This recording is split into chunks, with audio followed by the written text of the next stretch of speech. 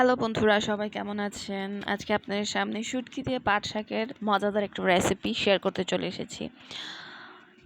পেঁয়াজ নিয়েছিলাম 2টা, রসুনের কোয়া নিয়েছিলাম 4-5টার মতো, আর মরিচ নিয়েছি একটু বেশি পরিমাণে, কারণ ঝাল ঝাল খেতে পছন্দ করি।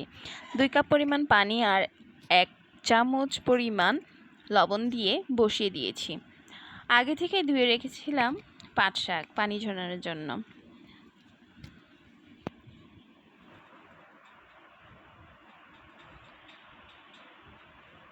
দশ বা 5 মিনিটের মতো সিদ্ধ করে নিব। যখন দেখতে পাচ্ছেন একটু পানি কমে এসেছে,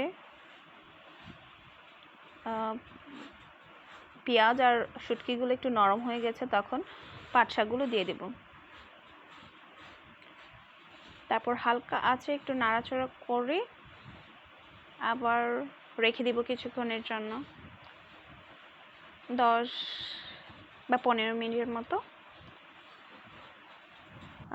আমি এখানে 2 ধরনের শুটকি ব্যবহার করেছি। আমার রান্না প্রায় শেষের দিকে। তরকারি দেখতে কেমন হয়েছে কমেন্টে নিশ্চয়ই জানাবেন। আর ভিডিওতে কোনো ভুল ত্রুটি থাকলে ক্ষমার দৃষ্টিতে দেখবেন।